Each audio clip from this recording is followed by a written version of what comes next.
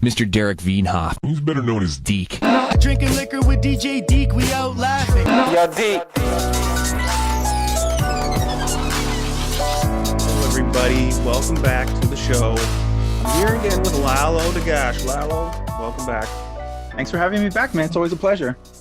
It's always great to chat with you. I always feel like I learn a lot. And today I just want to steal your time again and just ask you a bunch of stuff. And maybe you can make me a little bit smarter by the end of this podcast. I have plenty of time to spare. If I had a nickel for every minute I had, I'd be a millionaire. So much free time these days. All right. So I'm going to give you a little overview. I want to ask you about Chile, the Chilean elections you've been telling me about. I do want to touch on some COVID stuff, some vaccine hesitancy, mandated vaccine stuff. Mm-hmm. But I wanted to start with a little bit more of a deep dive on Lalo. I wanted to go back and sort of get a brief overview, perhaps, of like your upbringing, your childhood, and your life, because you've done a lot of interesting things. Like, tell us a little bit more about it, because you've moved around a lot, if I'm not mistaken. You lived in a family with scientists and physicists in it, and of course, different ethnic identities floating around there too. Well, I got some attention online, let's say. I don't want to say popular, but attention online when I started doing this in 2015 for talking about Islam. And I do come from a Palestinian background of a Palestinian father. But I am very, abnormal for the people who talk about this online, as far as like people who come from some kind of Middle Eastern Arab background. Because most people come from very hard backgrounds, very strict parents, very orthodox religious parents, conservative parents.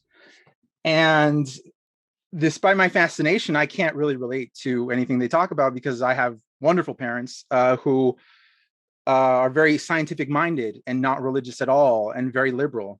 Probably the most liberal people I know. And liberal in a very kind of like, do whatever you want kind of kind of way. Yeah. I guess you could say a little bit libertarian, but they're not libertarian in the political philosophy sense at all. But my parents are very scientific minded. My mom was a nurse. My father was a physicist, went to UCLA. They moved from Chile to the United States in the 70s. And I grew up in Los Angeles. Didn't grow up religious.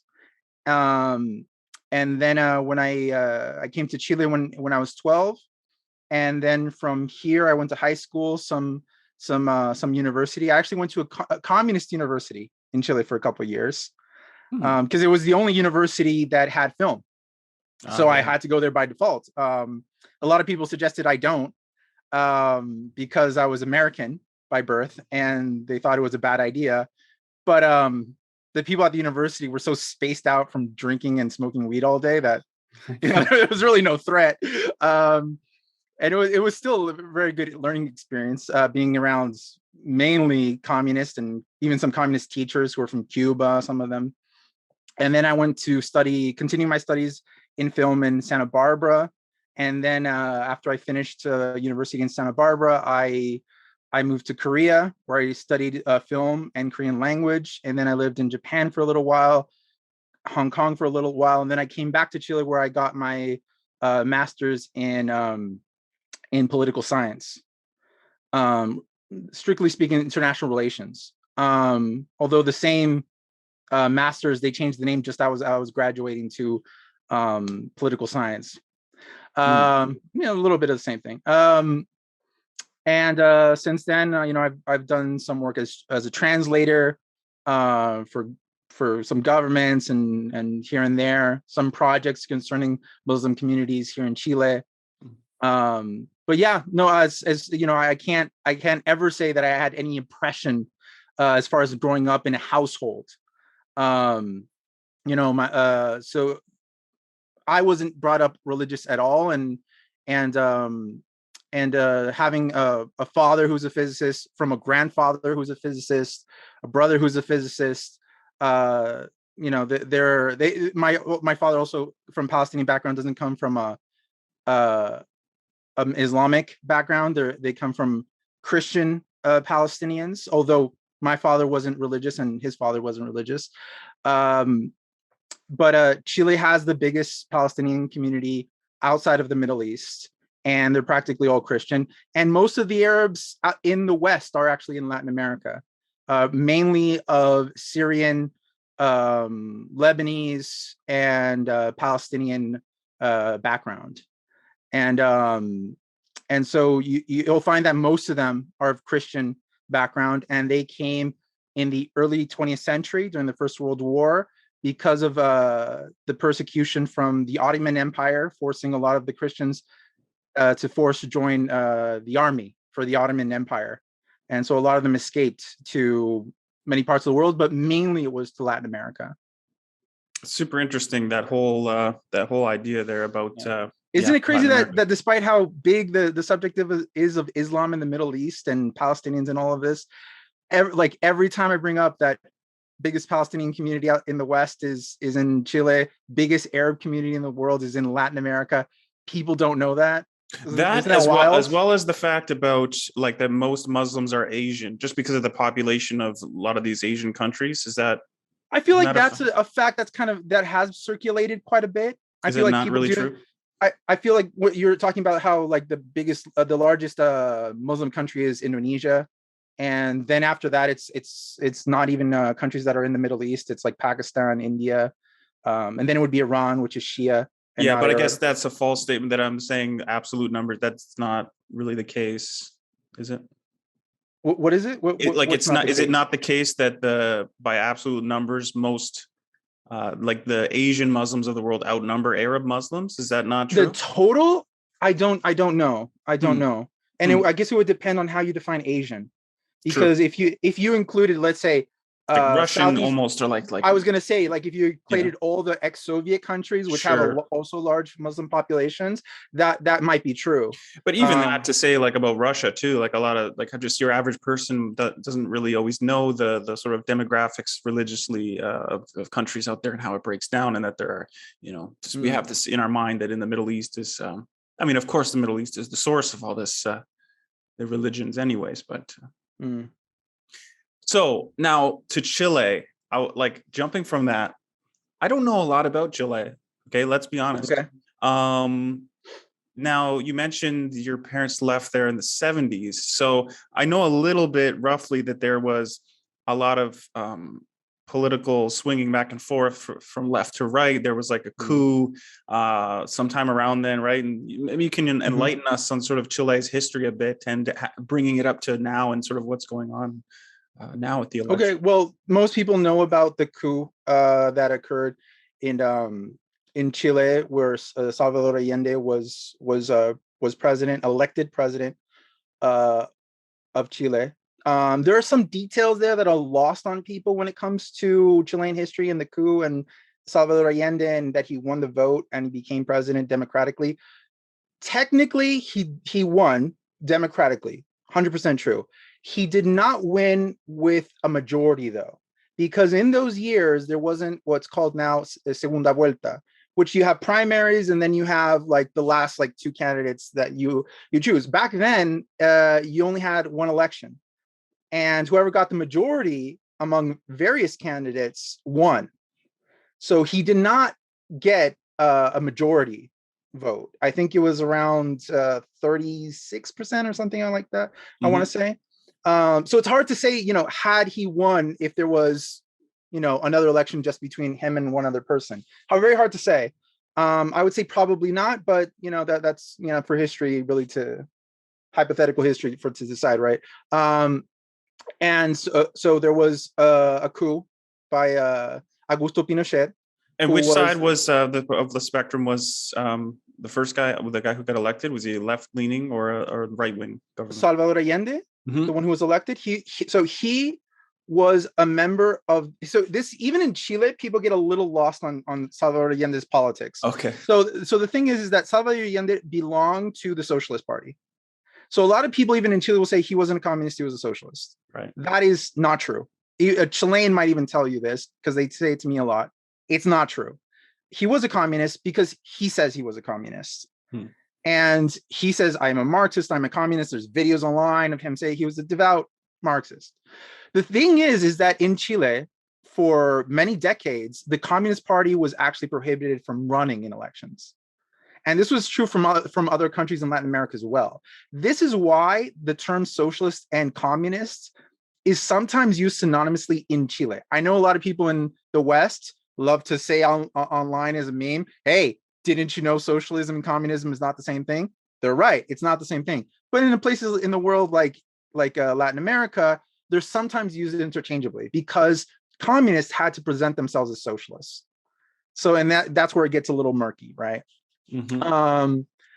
So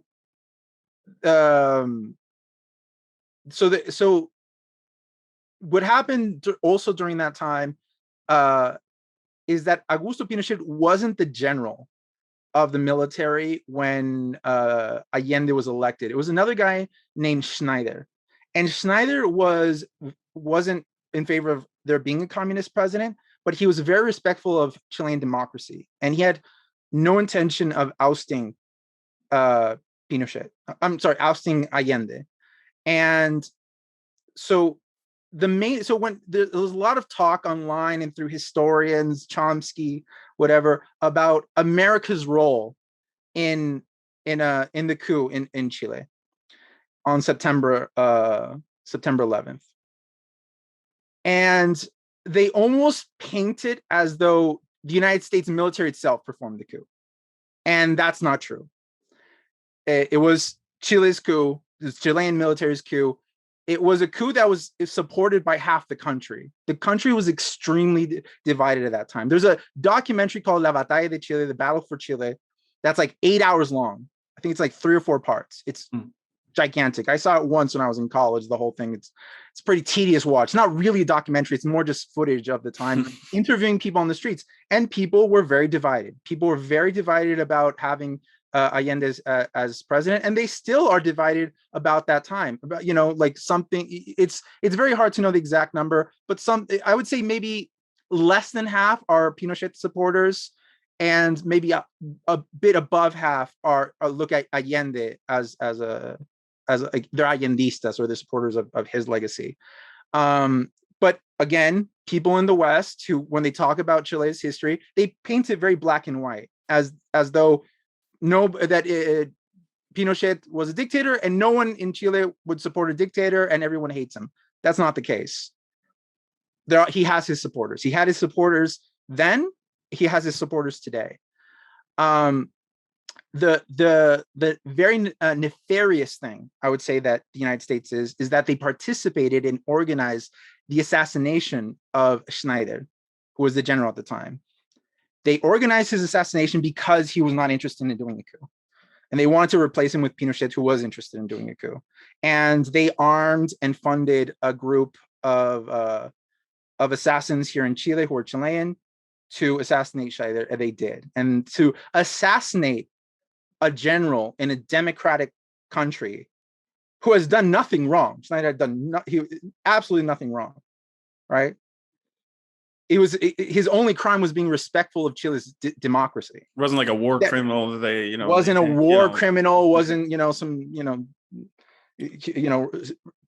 committing a genocide or anything. He wasn't Gaddafi. Mm-hmm. He wasn't Saddam Hussein. Nothing like this.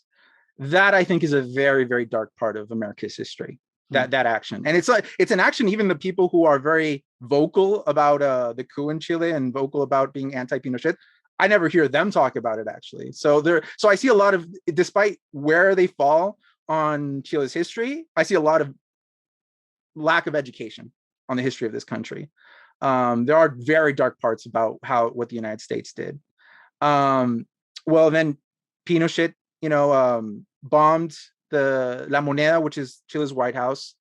Allende committed suicide, which is a point of controversy as to whether he did or didn't. It's been multiple times overproven he has. His own physician who was in the building with him saw him do it, or came into the room after he had done it.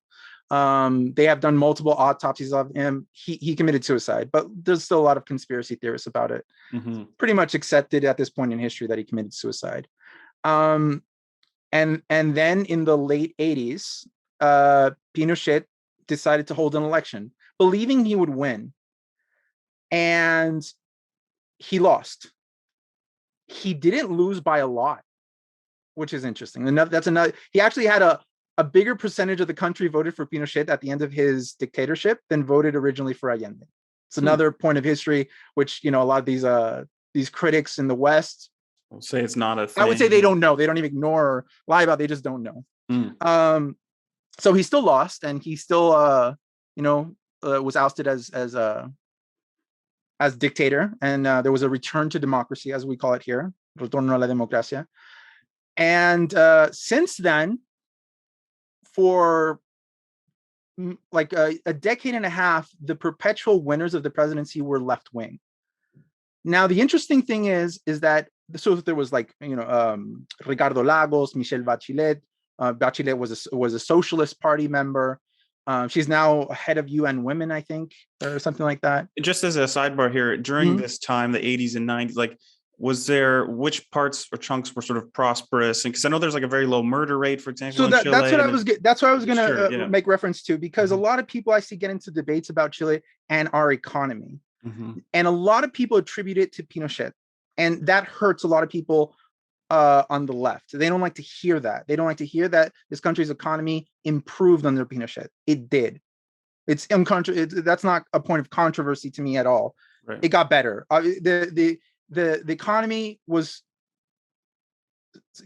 going downhill with Allende. What happened with Allende is that he took advantage of a law which said that if any essential company in the country went to when workers stop working, what's the word in strike? A strike, huelga in Spanish. Yeah, when they go on strike, and if it's an essential company for the nation, the government has the right to take that company over. So what did he do? He had connections with all the workers in many big companies, and they organized strikes perpetually in company after company all across the nation within a few months.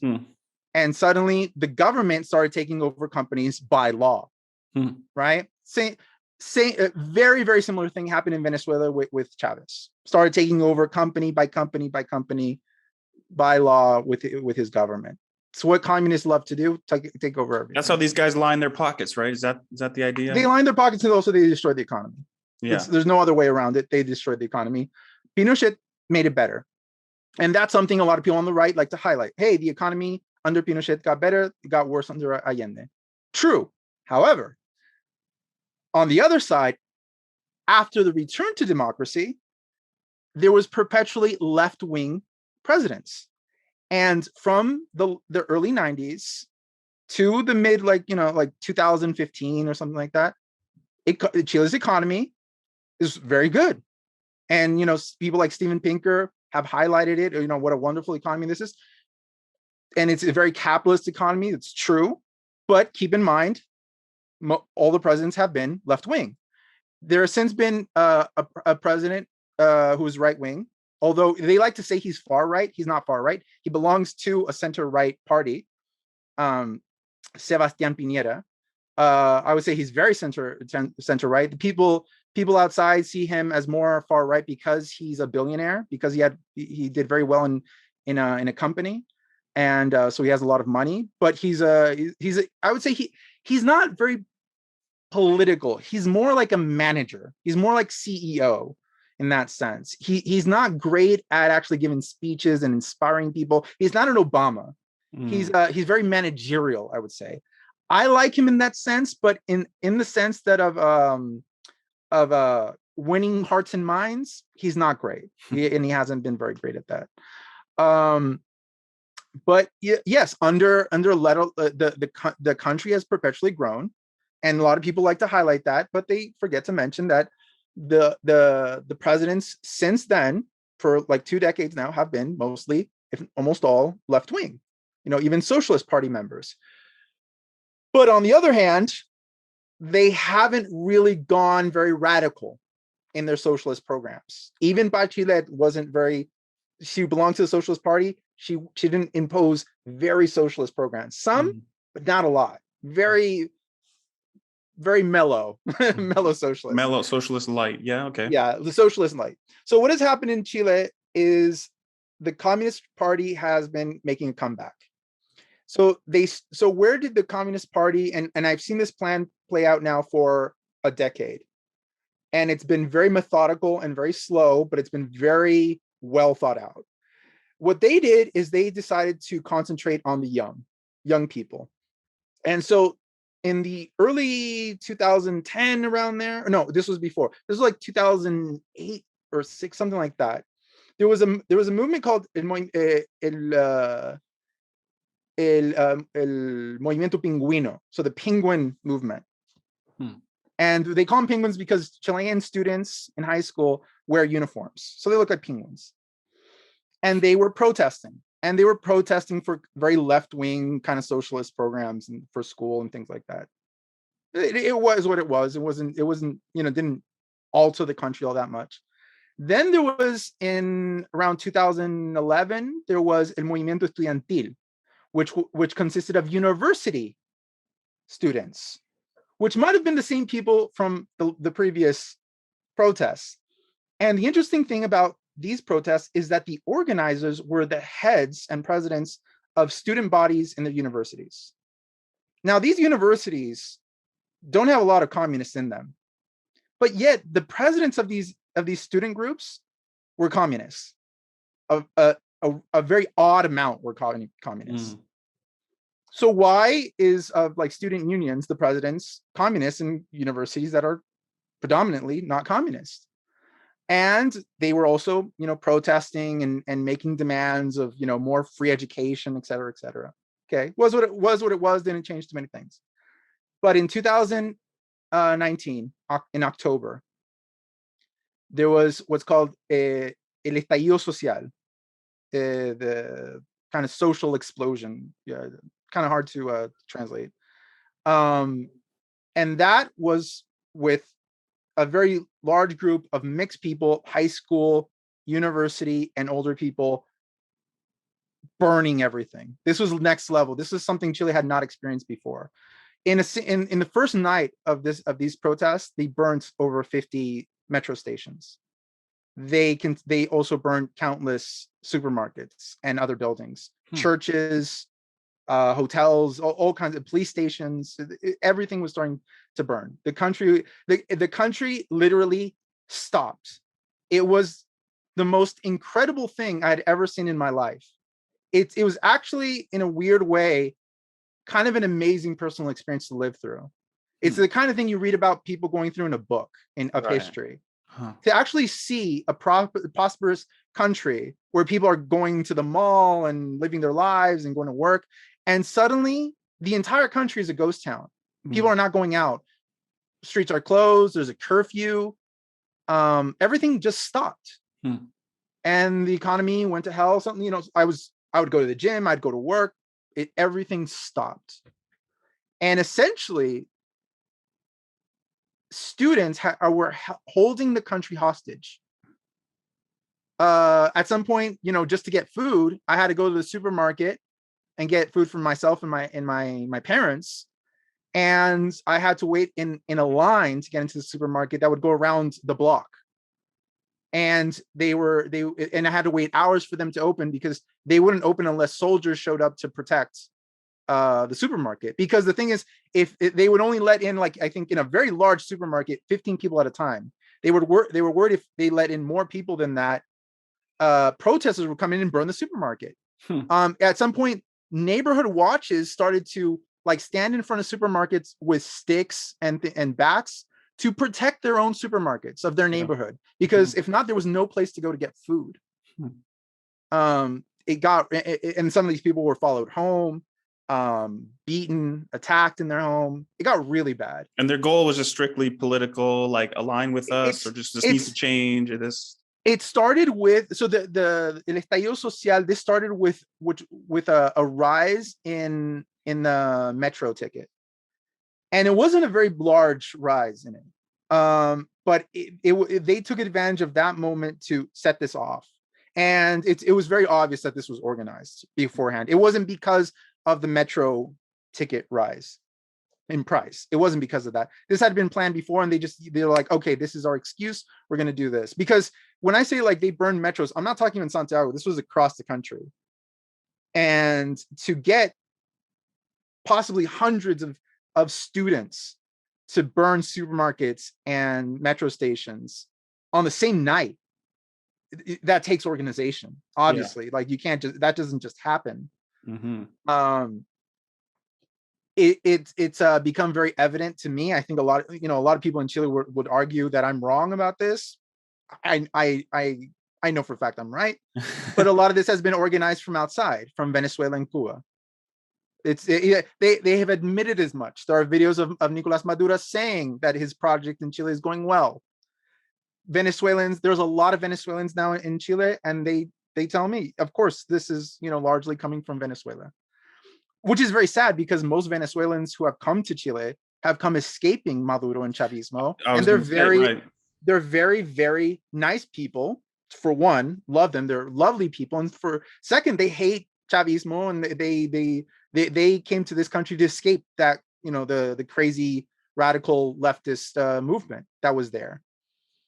And a lot of them were very sad to see what was happening in this country. And they said, what's happening in your country is what happened to us during what's called El Caracasos, which was their estallido social, their like kind of revolutionary movement that happened in the mid 80s. And it led to Chavez winning in the late 90s. And they said, like, what's happening in your country happened to ours. And you think that what happened in Venezuela won't happen to you. But in the 80s, we said what happened in Cuba won't happen to Venezuela, because it can happen. Because Venezuela was a very prosperous country. It has a lot of oil. It was one of the most advanced countries in Latin America. And now they don't even have toilet paper. They have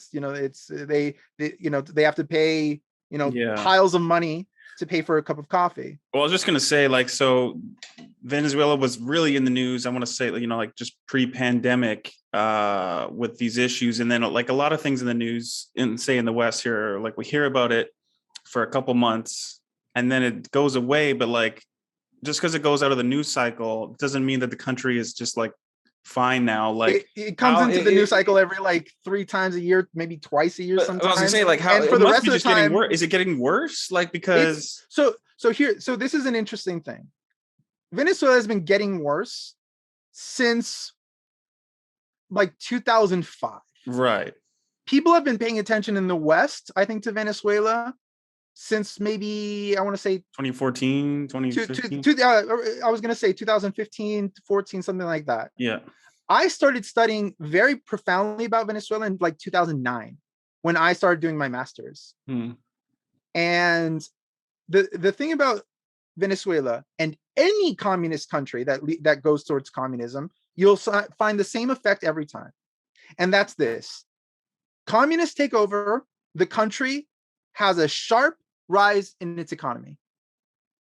That will last about, if you're lucky, 5 years, but maybe 3 years, 3 to 5 years. And then it'll tank, and it'll keep tanking. Why is that? Because what fundamentalists, radical socialists, and communists do is that when they take over, they grab everything. They take over the companies, they take over the gold, the wealth, they grab everything, and they spend it all. Even the socialists and communists in Chile have the same philosophy. Spend today everything. Make everything free, give people all the money. There's the money there, use it. There's no concept in their heads of saving for a rainy day. So what happens in every communist revolution, you'll see a very sharp spike up of the economy, because suddenly they take all the wealth that has been built up thanks to capitalism, and then they'll spread it out. And then since there's no more capitalism, creating capital, because what people on the left are good at is spending. What they're not good at is creating wealth to spend. Right. Okay? And that's why I truly believe there is a balance where you need both sides. A lot of people hate the right or they hate the left. I believe that you need both. You need to spend, but you need to create the wealth to spend it. And that's why you also need the right. who say they're greedy and this and that, they're the ones creating the wealth, though. Mhm. They're the ones creating the wealth.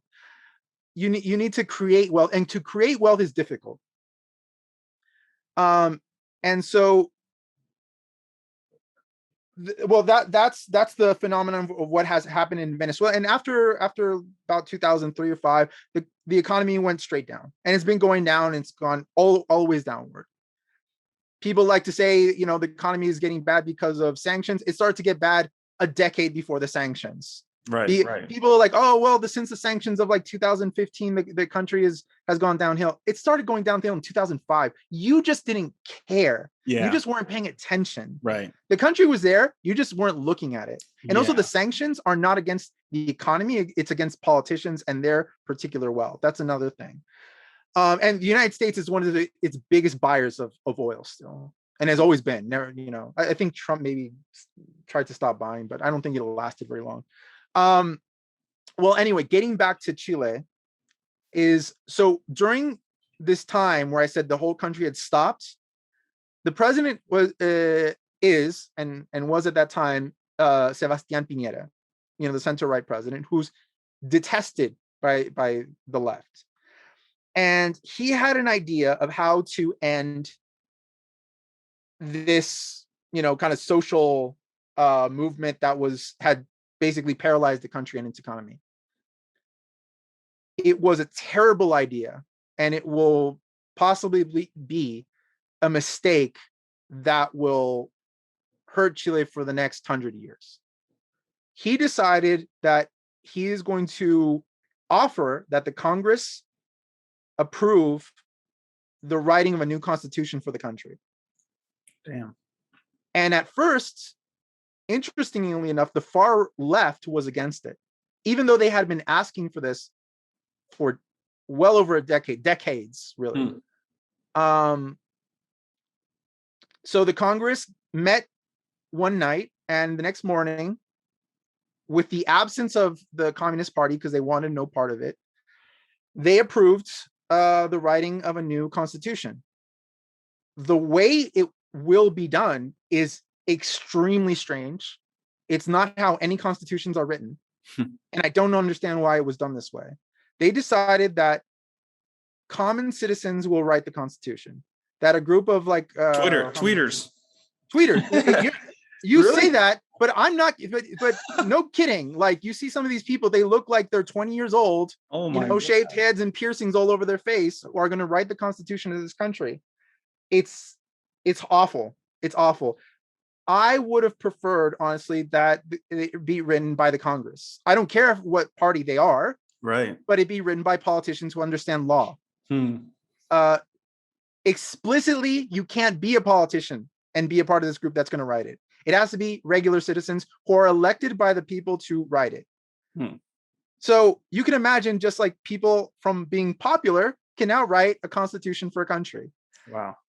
Imagine like people from Twitter and Instagram, running for an election to write the new constitution of, let's say, the United States or Canada. TikTok. And, from popularity, and they're gonna write it. And that's what's happening right now. And you can imagine what happened. It's a mess, because they already had the election for the candidates who are gonna write the constitution. So they already began. I think they're about a month in, and there's no other way to say it. It's a shit show. It is the biggest shit show I have ever seen. So I thought it was going to be more like they're going to elect them and they're going to go into a building, maybe the Congress, into a room, and they're going to write it out, study. Yeah. No, that's not what happened. It's a circus. The journalists can be there the entire time and interview people. There's cameras all the time. So you can imagine what happens. People are begging for attention. They're making all kind of political statements.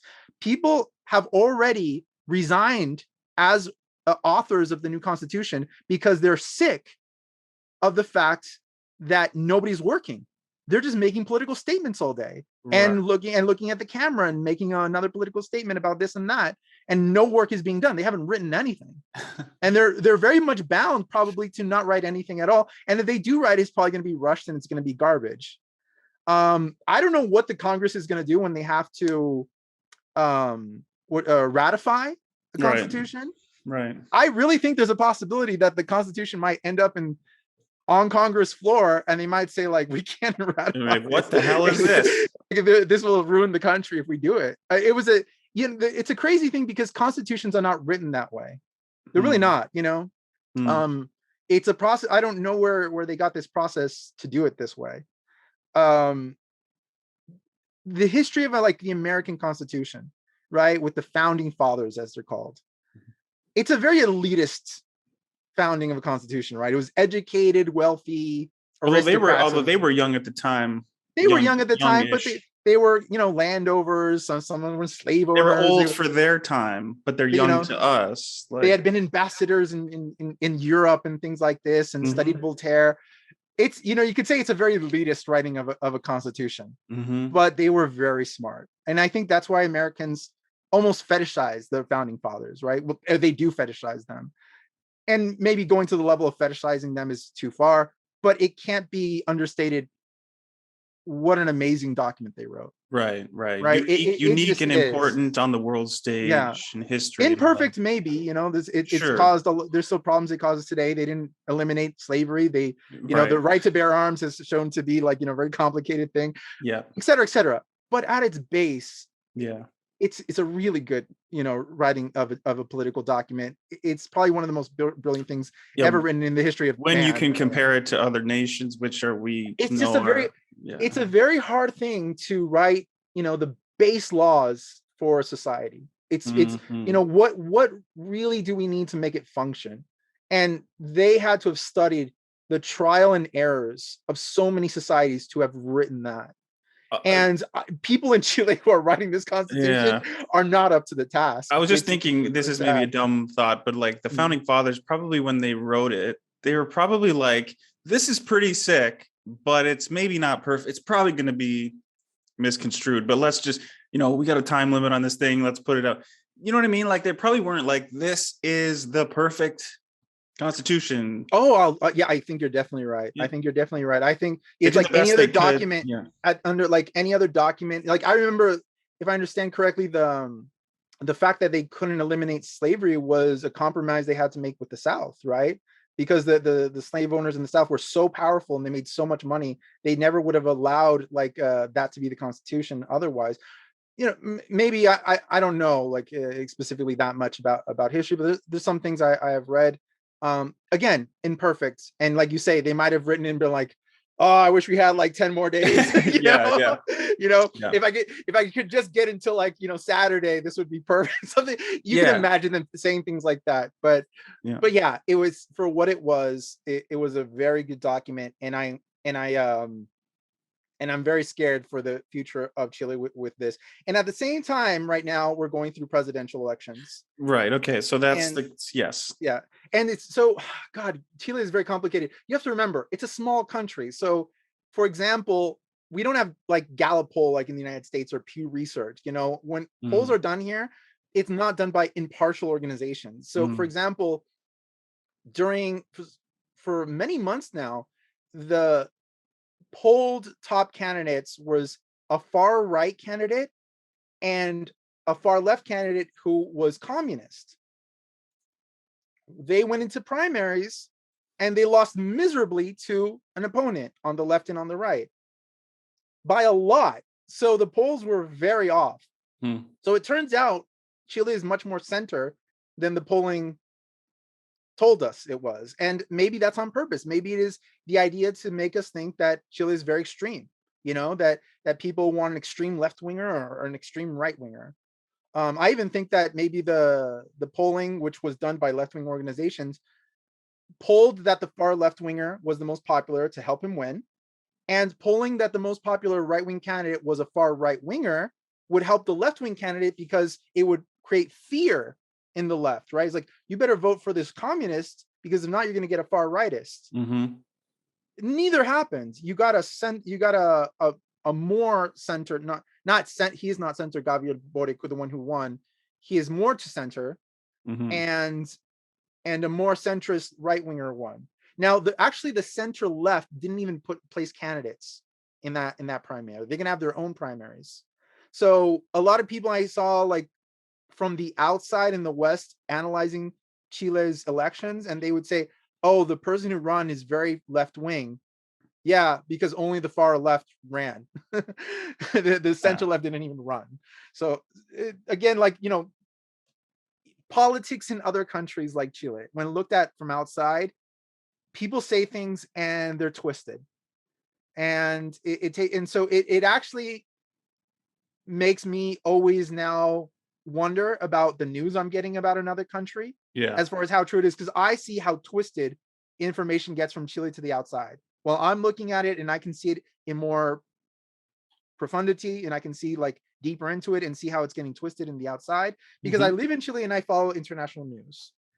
And a lot of people in Chile don't follow international news; they follow the national news. But I like to follow international news and the national news, and I will show people around, oh, look at this article in the New York Times or Sky or whatever it is, and say, look at how they're reporting about Chile. And they said, that's insane. That's not what's happening. That's a total twist of the facts. And yeah, but how are they getting their facts? I don't know. Yep.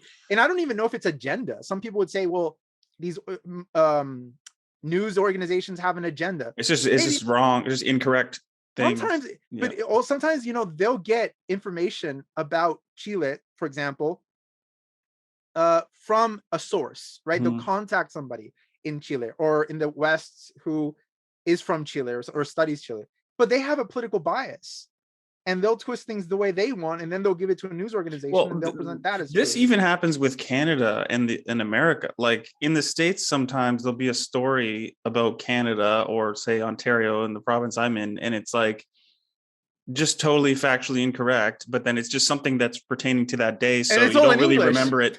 People can check. Yeah.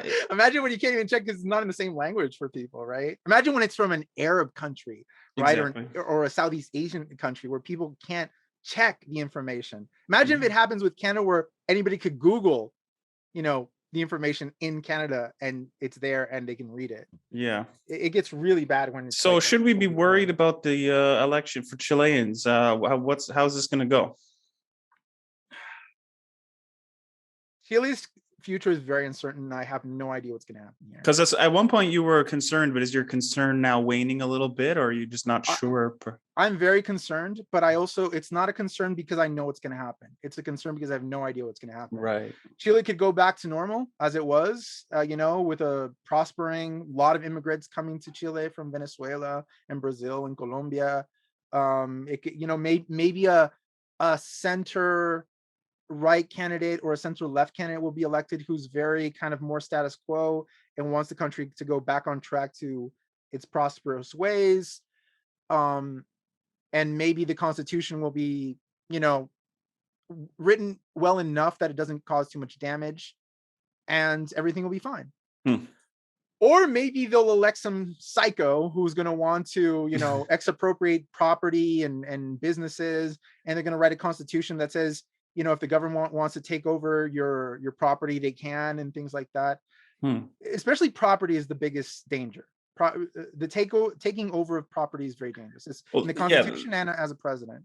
That's one of the big things, right? There's this new Dictator series on Netflix, which is kind of cool. I don't know if you saw some of that, but I haven't seen it yet. I know which one you're talking about. It's pretty well done. They kind of do it in a bit of a unique way, but they go through Saddam, Hitler, of course, all the big guys, and I think they talked about Iraq a lot there, where that was one of the first things where they just created these millionaires overnight because the Baathists, because they just started, taking over things and, lining their pockets. Baathists were basically modeled Islam after Nazism. Right. It was the idea of a racial supremacy or Islamic supremacy, demonizing Jews and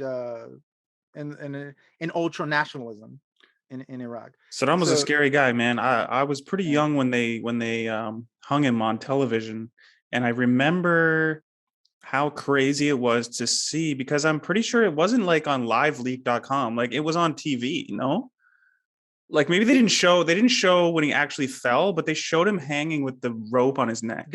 Yes, I think you're right. I think and then they cut away. But so they didn't actually show when he hung, but then it was leaked, right? Somebody had actually recorded it and then live leaked it. Right, but what I mean is, yes, I was even but surprised that on TV they would show the guy with the thing, and I forget, I must have been, maybe I was 13, 14, it still 15. bugs me to this day how mainstream the idea is that Iraq and Saddam didn't have weapons of mass destruction.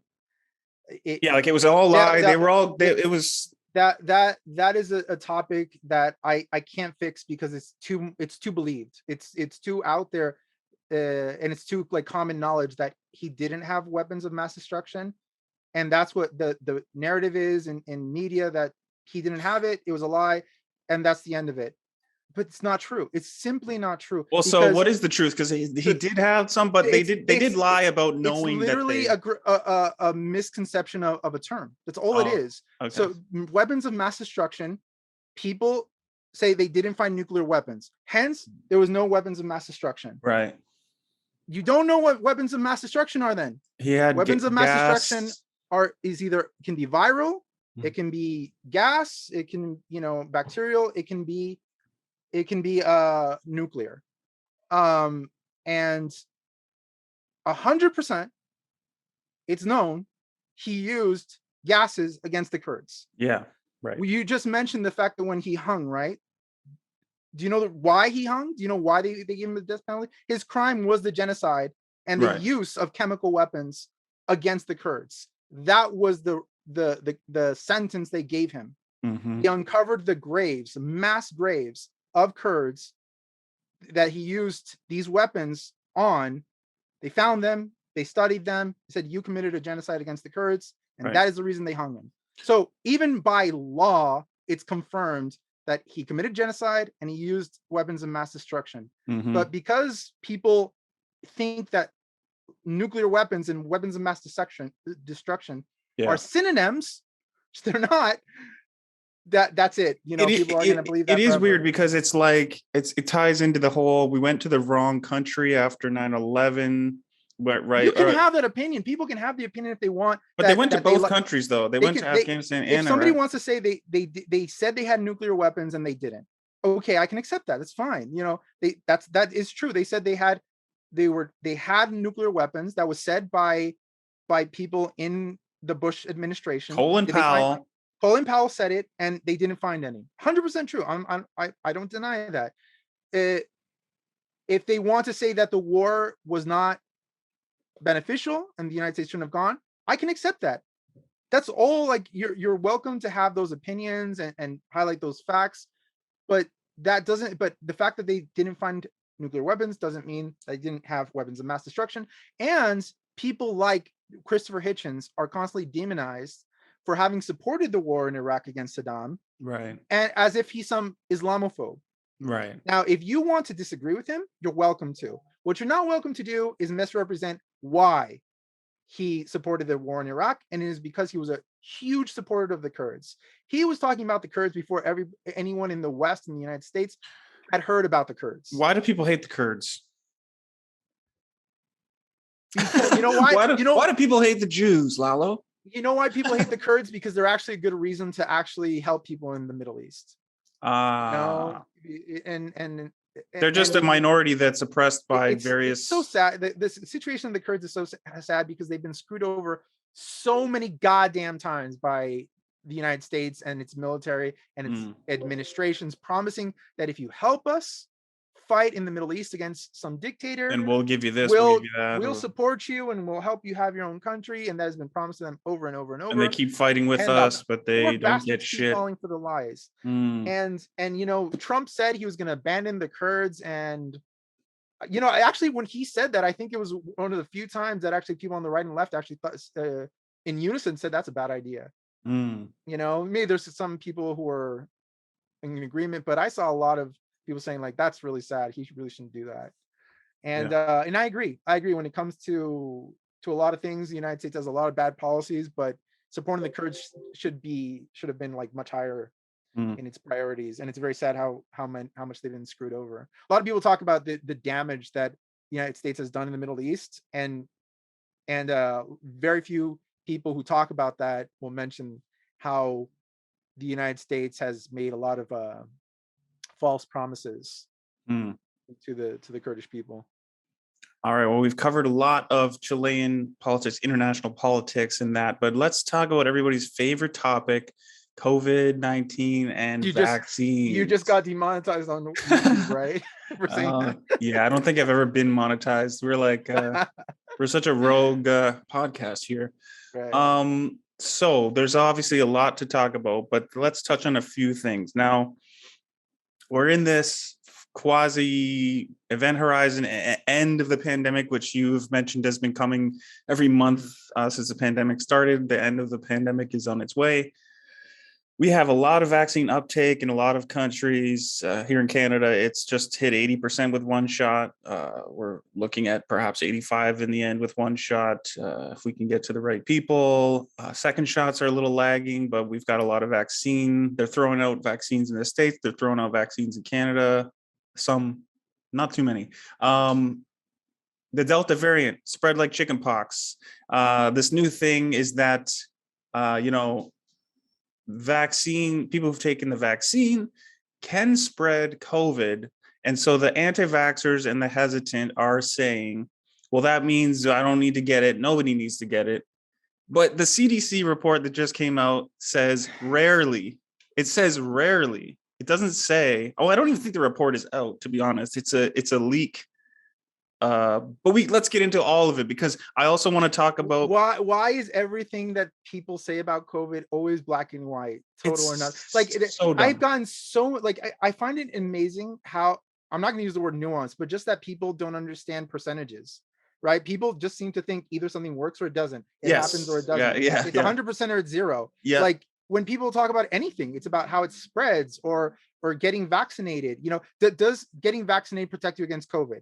And people seem to be highlighting particular cases of vaccinated breakthrough cases. Yeah, like vaccinated people getting sick from COVID.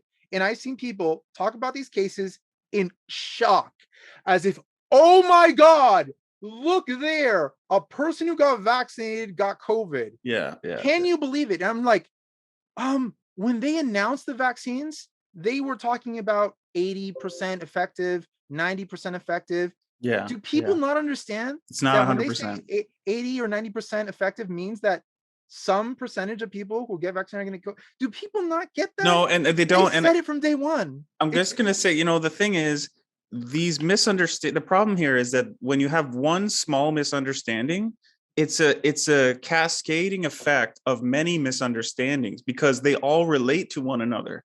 So what you just said about the vaccine efficacy, it also relates to the spread. And if it's true that unvaxxed spread it more easily, right? It's not, people are trying to make it like this thing's, it's equal, that if you get the shot, you can spread it just as easy. It's not the case. It goes down by like almost half. Right. The amount of spreading of people who are vaccinated is about half of what people who are unvaccinated. Look at the cases. Look at the case numbers, like that. Yeah. Oh well, the case numbers of people in hospitals who are vaccinated versus unvaccinated says it all. I mean, it's like 95. You see in any country. In Chile, it's like 95%. So in Chile, it's like 95% of people who are in urgent care are unvaccinated. The other 5 are mostly people who only got one shot or recently got the second shot. And it's amazing to me that how many people say also, oh, that person who got vaccinated got sick. Now, for one, they always said from day one that vaccinations isn't 100% of the population. Some amount of people will still get sick from COVID, even if you get vaccinated. Second, are they vaccinated with one shot or 2? And even if it's 2, there's a time of about 2 weeks where you're still not immunized from getting COVID. So, so even if you got one shot, even if you got 2 shots, you still can get COVID and very sick, right? It still takes time. Even when I got my second shot, I still had to be careful, very, more careful than I usually am, and do a lot of quarantine for the next 2 weeks after. And then it's like, okay, now I'm vaccinated. Now I have immunity, right? So, and let's just throw this stuff in the bucket here, and then we'll figure it all out. We have the mask mandates on off. But the thing that people also make black and white is it the masks or is it the shot? Which one is it? You know, and it's like, it's both. It's seatbelts and airbags. Like it's not one or the other. There's Every little multiple thing ways helps. to, Yeah, everything helps.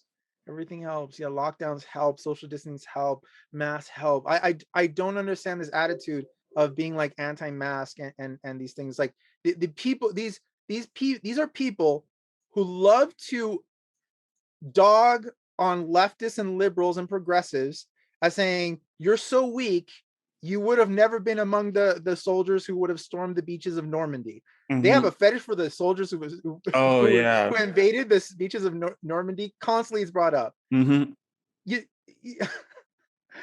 yeah, well, can you just wear a mask then? If you know, if you're so into like being strong and tough, like, can you not like wear? They have the opening scene of Saving Private Ryan like on repeat, just that first like 10 minutes. And they fetishize these are the strongest men of all time. These men who lost limbs and had PTSD and depression, you know, and trauma for the rest of their lives, are some of the strongest men in history. Yes, they are. Doesn't mean they came home and they just walked with their, you know, chest puffed out like, I'm a man, I'm a manly man, and nothing's wrong with me. No, these people, the people who you know, stormed the beaches of Normandy probably cried when they got there, and they probably cried the next day. They probably had a lot of nights where they cried afterwards too. So it's all this stuff is very easily debunkable. And you know, I want to make a point about debunking in general. Okay. And this is made all the time by people like yourself and debunkers around the internet, that every day a new thing comes out and the anti-vaxxers want to take that and see, you know, this proves finally once and for all that our side is correct. But it gets debunked and then they just move on. And then if you've debunked 100 things, like, why not side with the side that's been right 100 times?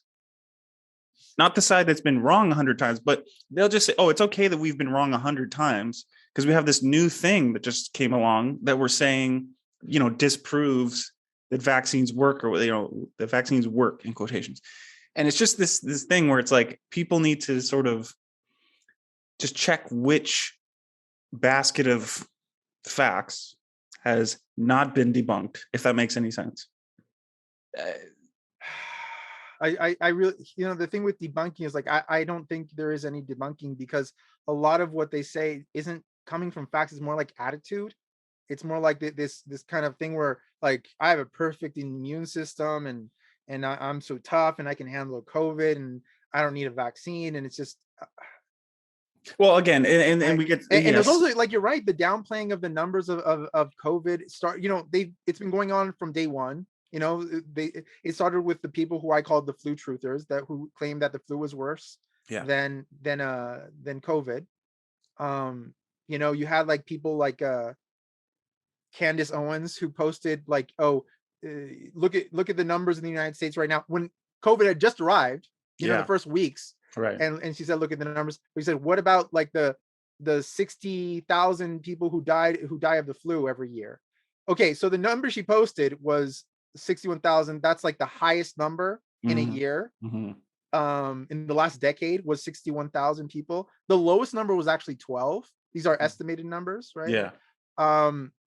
So, you know, most years it's like 20 or 30, sometimes 40,000 people die of the flu in the United States. In 2020, it was 375,000 people who died of COVID, right?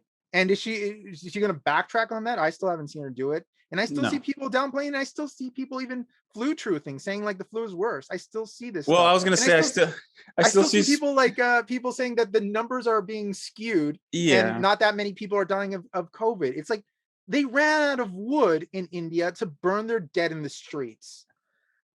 Yeah, like, India is bad now, but with India, we have this new phenomenon, and I don't understand what the explanation is yet, but that like the cases have like plummeted, or deaths or cases. I don't remember which.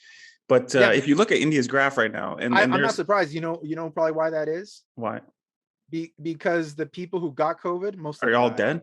Yeah, probably died. Yeah, because the thing is, in the United States, people who got COVID were probably healthy enough to go to hospital and get treatment. But these people are all just like, and probably were, you know, they're also probably in better health. Also, because that's another thing when people talk about like the death rate of COVID. Yeah. COVID doesn't have a death rate. There's no such thing. Not really. You can look at the number of people who have died and the rate of people who have gone sick versus the people who have died. But that's not a death rate of exactly how many people die who from get this the sickness. disease. Yeah. No, Exactly. that depends on how many ventilators you have. That depends on how, Hospital like, capacity. your hospitals. That depends on the amount of obesity and skills smoking of in the your country. doctors involved. The health, the overall health of people in a country, right? The access to healthcare, right? And even in countries with really good healthcare, they still have to turn some people away and they run out of ventilators. But imagine in countries, third world countries, where people don't have healthcare, they don't have like hardly any ventilators. They have, or let's say throw in vaccines and masks. Throw in vaccines and masks, or they live in these buildings, right, where they're all squished together. Or like Italy at the beginning, right? Italy at the beginning, it was said that they got really bad in Italy at the start because a lot of families live all together. Multi-generational families live in one home. Same thing in Latin America, and I'll guarantee you it's the same thing in places like India, right? I want to make a point here, and I'm gonna not, without calling people stupid, I just want to say, I know that like yelling louder at the other side is not correct, and calling people dumb or stupid is not correct, and I would not call people stupid. I would just say that, myself included, it's actually kind of hard to wrap your head around these 10 to 14, 16 different things and sort of put them all together and analyze them. And that's why we have professionals and epidemiologists, people who go to school, who have the brains that are sort of made for this stuff, that can parse through all this data. Like, it's tough to think of all these factors, like different countries, why these things behave differently and outcomes are different. It's not for the average person to understand this stuff. Well, that's another reason that I'm also more in favor of mandatory vaccinations, because I don't think that you can leave these things like a pandemic up to the people. Like people talk, and I've seen articles now being posted about how to convince people to get vaccinated. Yeah. Let's say you trust me, I've been trying, man. It doesn't work. I've been trying everything. It doesn't work. But here's the thing. Let's say it does work. But how much does it work? You need 1% maybe. You need vaccinations of upwards of 85% of a population to really make a difference. That's what you need. In a lot of countries, including in Chile and in the United States, you have huge amounts of people who are anti-vax and don't want to get vaccinated, or putting it off at least. Let me just say before in Canada, we think it's going to be 85. Well, we're the number one country that's getting vaccinated. Like, we're killing it. We're on the top. I think we're beating Israel now. And it's still not quite, like, we're worried in Ontario if we're even going to hit the mark for the final reopening. Like, it's just getting there for the number one country. So how would any other country? So go on. Yeah, no, that what was I saying? My bad. I interrupted you. Just that, you need 85% in all these countries. You need 85%. But even if you convince, let's say 5% more with your motivating campaigns, right? Motivational campaigns. Let's go door to door. Let's put TV commercials. Let's have Fauci talk to people. Whatever it is. Okay, you bumped it up another 5 or 10%, something like that. Let's say, I don't believe they can even get that much, but let's say they do. Is it enough, right? Like, at some point you need people to get vaccinated, and there's some people who are just not going to do it. And there's nothing you can really say to them to convince them otherwise. They are locked in that position. And as far as mandatory vaccinations, babies have to get all kinds of mandatory vaccinations. Vaccination for TB, tuberculosis and shit, that's obligatory. You have to get it. It's like, there's a lot of vaccinations you have to get. A lot of people say, well, this is untested and I'm worried FDA about approval, yada. But then it's like, well, are you worried about COVID? No, I'll be fine. My immune system is healthy. It's like, I that's where I don't understand. I don't understand, like, people have this bombastic pride about their immune system and how to fight off COVID. They don't know anyways. Of course they don't know. How are they testing their immune system? They don't know. There's a lot of now cases of people who have been on Twitter or podcasts. They're very anti-vax and they've gotten sick and died. They're begging for the vaccines. There was one guy on Twitter who was very young, I think 30 or something like that, or early 30s, saying I got 99 problems that the vaccine won. Yeah, And he was he doing, died. and he got sick, and he asked people to pray for him, and he died. And that's very sad. And if he had gotten vaccinated, he probably would have been okay. But you know what the other side says is we're gloating now. That's gloating, and it's terrible what we're doing, pointing out that he died. This shouldn't be a story. I've seen that. Yada yada yada. I've seen that. I've seen that argument made. Do these people not point out when people get sick from the vaccine? Every single time. Every single time. That's the really thing about these people, man. Like, you say they're stupid. The stupid part doesn't bug me so much. It's the hypocrisy. No, I said I didn't say they're stupid. I know. Brought up the word. You don't say they're you don't say they're stupid. Yeah. I'll say they're stupid. Not only are they horribly ignorant and stupid, but to some degree, I would even say evil. Some of them are just flat out bad, right? Some of them are really just blasé, that are very lack empathy for other people. You know, what bugs me the most than any of those other things is just the goddamn hypocrisy of anything they say. You could throw it back at them because they're doing the exact goddamn same thing, just like that. And I see it constantly. Like they like to brag about their immune system, and they like to say every person who talks about COVID and the numbers of people are dying are fear mongering. Yeah. And then it's like, but then their next post is fear mongering about the vaccines, and saying how people are getting sick and how like they're scared of being sick. But if you're scared of getting sick from COVID, you're a whiny, fear mongering weakling. You know, it's and then you have also the misunderstanding of numbers and percentage and the VAERS system, and Charlie Kirk went on here saying fake numbers. There's like this many, and the Brett Weinstein's a whole another saga, which I'm going to have a couple people on soon from the Twitter sphere that has been criticizing Brett Weinstein very accurately. Yeah, I don't know a lot about what he's been saying. I saw a couple things. Yeah, there's some really cool people. I'm not going to waste my time on that. No, but that's why I have never respected them. No. But so for listeners anyway, they'll hear some interesting couple. I got some doctors and scientists coming on, and some cool guys that kind of have been digging into that. And so. I do think it's a really good thing that you're going to do that, because unfortunately, people like Brett Weinstein has a lot of followers. And if they listen to him and they don't get vaccinated, you know, which they're vaccinated, by the way, all these people who like all these like, isn't it Tucker? Isn't Fox News? Don't they have to require? They're required. Let me tell you something. Like, I would bet money that well over 90% of politicians and conservative commentators who are anti-vax online are vaxxed.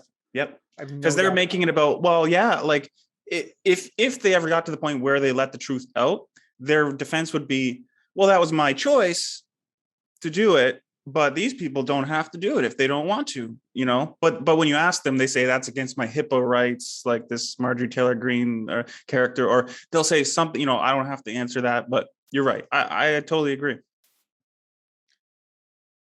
What are you going to do? I don't know. So speaking of mandatory vaccinations, you predicted it, and I mean, I would say it's coming, not in the form of came sooner than actually I predicted. Yeah, it came sooner.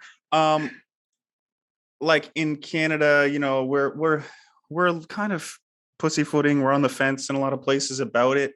But the form of mandatory vaccinations that is coming is this concept of, hey, if you work in the healthcare system here in this region, we're not going to mandate it, but if you don't want to, you're going to have to get tested before every shift. If you want to live on campus on a university, you have to get vaccinated. If you're part of the military, you have to get vaccinated. If you're part of the space, you have to get vaccinated. Yeah. Right, yeah. And it'll go to other concerts and things like that, I think. I know we just had Lollapalooza in the States, and I heard there was some rules and restrictions, but I don't remember what they were. I don't know much about it. I don't know if you saw the videos. They had I heard that you had to show that you had been vaccinated to go.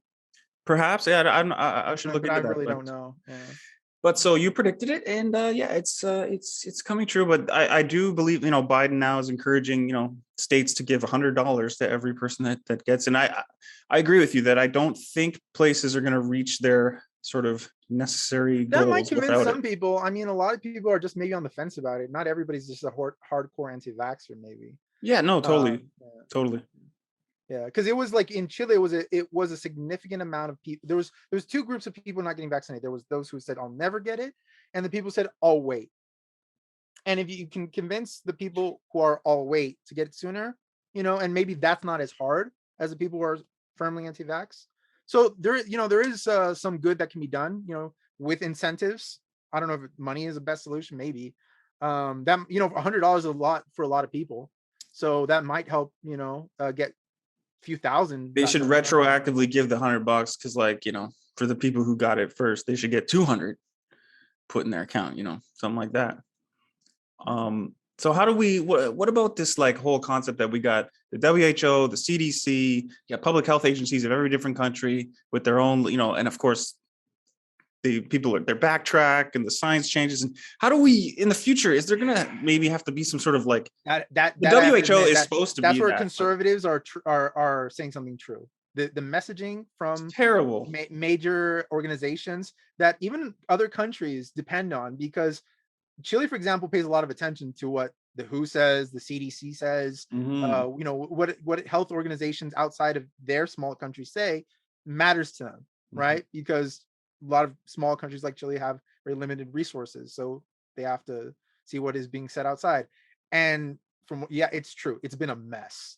It's been a real mess. The messaging from you have like medical officials in the White House, you have the White House administration, you have the CDC, and then you have the WHO, and then you have tons of organizations saying all kinds of different things. You can wear a mask. No, you shouldn't wear a mask. You should wear 2 masks. Actually, you don't have to wear masks anymore. It's like, what the hell? Like, I can understand people like, what the hell is going on? What the hell is going on? And also, when you have to remember, like, not everybody is paying attention at certain times to everything, right? When you say you have to wear a mask right now, suddenly people aren't wearing masks. Then you say you don't have to wear a mask. Okay, I won't wear a mask. But when masks come back, maybe they're not listening, right? It's like, well, there should be just, honestly, since this thing has started, whether people should or shouldn't wear masks, the message should have been wear a mask all the time. Even when things got better, just wear it anyway until it's done, right? It's not that big a deal, really, right? It's not. Asians have been doing it for years, going out into the streets with masks. I mean, I can play devil's advocate there a bit, and I can sympathize with.